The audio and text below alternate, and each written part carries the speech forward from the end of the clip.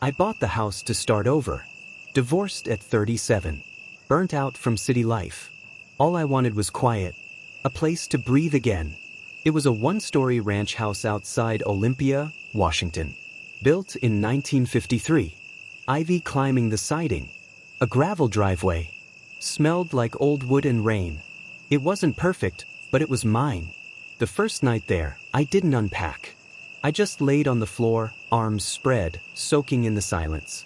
No sirens. No shouting. Just wind.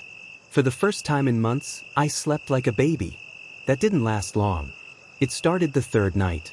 I woke up around 2:45 a.m. to this faint sound, click, click, click. Not rhythmic. Not mechanical. Just deliberate. Like someone gently tapping metal on wood. I sat up, heart beating faster than it should have. Listened. It stopped. Maybe it was pipes. Maybe the house settling. Old homes do that, right? The next night, same time. Click, click, click. Then silence.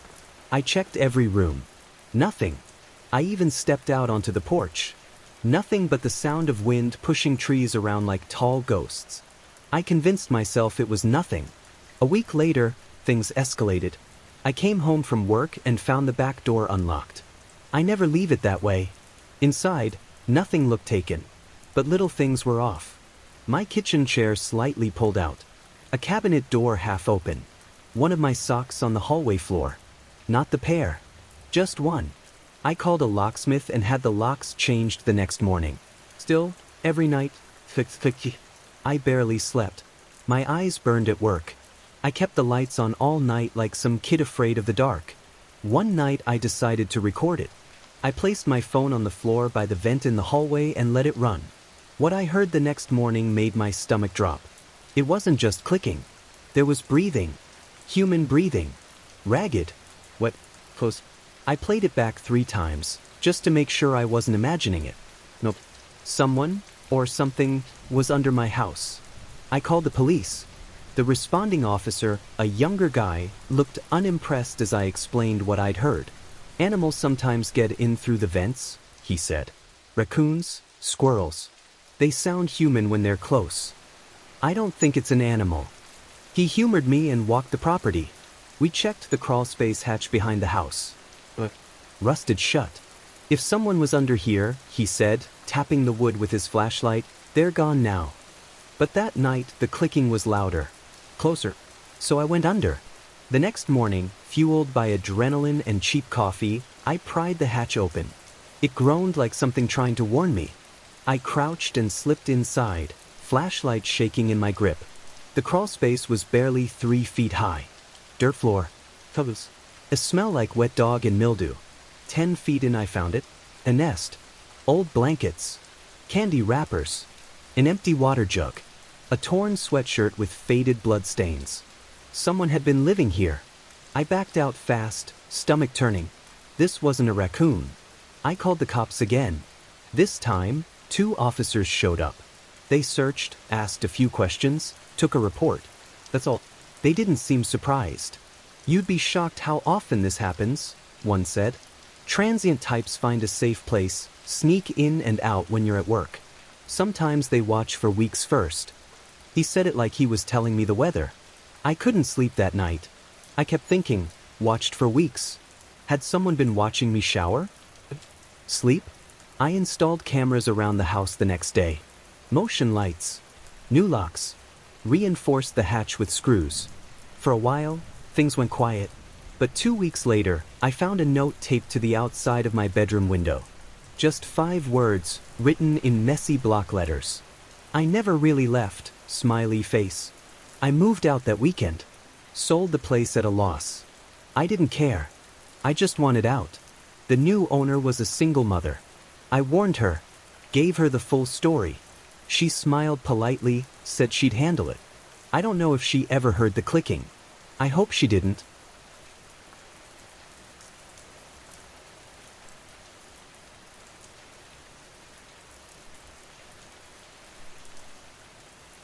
I should have trusted my gut the first night. The building was old, pre-war Chicago brownstone, faded red brick with black iron steps. The kind of place that looked better in pictures. But rent was cheap, and I was desperate to move out of my ex's place. That apartment felt like a fresh start.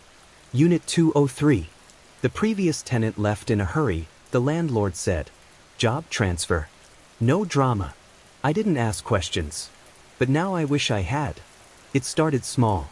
I'd come home and find things off. Nothing huge. Just weird. Like the cereal box turned the wrong way. My towel folded differently. One time, the toothpaste cap was missing. I figured I was just tired or careless. But I'm not that careless. The first real red flag came 2 weeks in. I'd just gotten home from work. It was dusk. Light bleeding orange through the blinds. I kicked off my shoes and noticed, immediately, my front door didn't click shut like usual. I turned. The deadbolt was unlocked. I always locked it. It was muscle memory. Still, nothing looked touched. My laptop was there. My keys were on the counter. I chalked it up to stress. But the feeling lingered, like stale air in my lungs. Like someone had been there. I told my friend Jess about it over coffee. She laughed it off. Girl, it's an old building. Maybe a maintenance guy came in. No notice. No sign, I said. She raised an eyebrow. You think someone's living in your walls or something? She laughed. I didn't. That night, I couldn't sleep. I lay in bed listening, really listening, to the fridge hum, pipes creak, wind against the windows. And then I heard it. So faint. From the closet. I sat up. Another tap. Like a fingernail brushing wood. I stood. Every part of me telling me don't open it, but I did anyway. Nothing. Just coats and dust. I shut the door and didn't sleep the rest of the night. A few days later, I came home early from work, around 3:30 p.m. sunlight still pouring in. I unlocked the door, stepped inside, and felt something shift in the air. Like I just interrupted something. The apartment was silent. But I swear I could feel eyes on me. I backed into the hallway and stood still. That's when I saw it. The closet door in the hallway was slightly ajar. I always close that door. I walked toward it, step by step, heart pounding in my throat. Reached out. Slowly pulled it open. Empty. But something caught my eye. Behind the coats, at the very back, was a small square panel in the wall. Roughly 2 feet wide. Slightly crooked. I reached for it. Tugged. It popped off. Behind it, a narrow crawl space. Just wide enough for someone to slide through. The air from inside was damp. Cold. It smelled like mold and rot. I backed away. I didn't sleep there that night. The next morning, I called the landlord. You knew about this? I asked, pointing to the panel. He blinked. Didn't think anyone found that. Used to be a maintenance crawl. No one's used it in decades. I asked about the previous tenant. He paused. Samantha? She left in a rush. Said the place gave her the creeps. Wouldn't elaborate. I didn't ask anything else. Later that day, I grabbed a flashlight and looked inside the wall. I wish I hadn't. 10 feet in, I found trash. Candy bar wrappers. A cheap plastic lighter. An old blanket. And a Polaroid. It showed a woman sleeping in a bed, this apartment's bed. Taken from across the room. It wasn't me. It wasn't Samantha. It was someone else. I pulled back, gagging. Then I noticed something else. Fresh footprints in the dust. Whoever had been in there, had been there recently. I called the cops. They checked the crawl space, the building, everything. Nothing turned up. No fingerprints.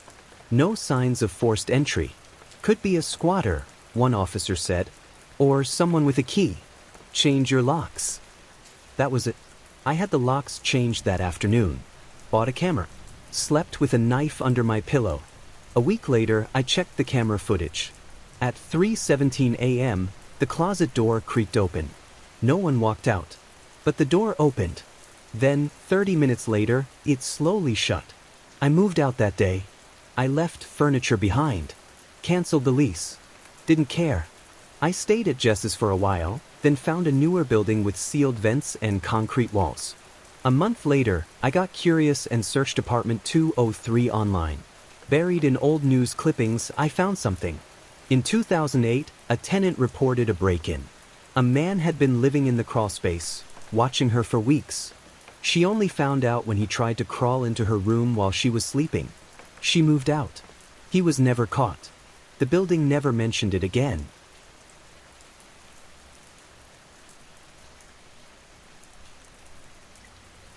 It happened when I was 16. Just me and my mom living in a quiet neighborhood outside Denver. She worked nights at a nearby hospital, or nurse. 12-hour shifts. That meant I was often home alone from dusk until dawn. I wasn't afraid of being by myself. Not back then. We had one of those modest suburban homes. Fenced backyard, old dogwood tree by the kitchen window, and a sliding glass door that opened to a small patio. I used to love that door. The backyard felt like a safe little world of its own. Not anymore. It was a Saturday night. Early fall. School was just starting to pile on pressure, and Mom was working a double. I made popcorn and crashed on the couch to binge movies until I passed out. Something dumb and loud was playing. Can't even remember what now. Sometime after midnight, I muted the TV to get up and grab a soda from the kitchen. That's when I heard it. Rattle. I stopped. Tilted my head. Waited. Rattle, rattle. Faint, like someone testing something. Not banging. Not forceful. I walked toward the kitchen, heart picking up a beat. The vertical blinds over the glass door were half open. That's when I saw him. A man.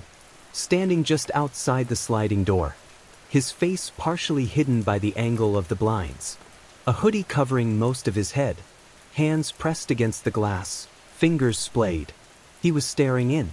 At me. And when he saw me notice him, he smiled. Not wide. Just this twitch at the edge of his mouth. Like he was glad I saw him. I froze. My throat went dry. I couldn't move, couldn't breathe. We just stood there, me inside, him outside. Not knocking. Not yelling. Just staring. Smiling. Then he raised one hand and slowly slid something from his sleeve. A screwdriver. He turned it in his fingers, testing the edge against his thumb. Then he leaned down and began fiddling with the lock. That broke the spell. I backed up, silent, and bolted down the hallway into my room. Locked the door. Grabbed my phone and dialed 911 with shaking hands. The dispatcher was calm. I wasn't. Someone's trying to break in. He's right outside my sliding door. I saw his face. He has a weapon. She told me to stay hidden. Officers were on the way. I pressed my ear to the floor. Listened. Nothing. No glass breaking. No footsteps. Just silence. 7 minutes later, red and blue lights lit up my window. The cops were there. I ran to the door, met them out front. They searched the yard. Looked for footprints. Checked the side gates. One was unlocked. He probably came through there. But he was gone. Vanished like smoke. No signs of forced entry, the officer said. You sure he didn't just try the handle?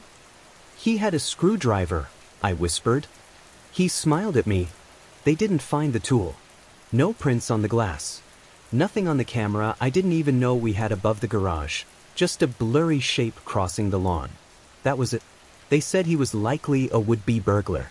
Told me to keep the doors locked and call if I saw anything else. I wanted to believe that, but deep down I didn't. I couldn't sleep after that. Every creak, every gust of wind made my skin crawl. I kept the lights on. Didn't leave my room. Even during the day, I'd stare at that door and feel like it was watching me. 2 weeks later, it happened again. But this time, it wasn't me.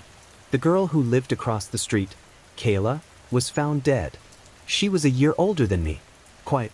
Homeschooled. Her parents were away on business. She was alone that weekend. Her body was found in the kitchen. No signs of forced entry. Nothing stolen. No broken windows. No screaming heard. The sliding door was unlocked. They never caught who did it. That night, I had a panic attack. Couldn't breathe. Couldn't speak. Mom rushed home from work and found me curled up in the corner of my room with a kitchen knife in my hand. After that, we moved. No arguments. No second guesses.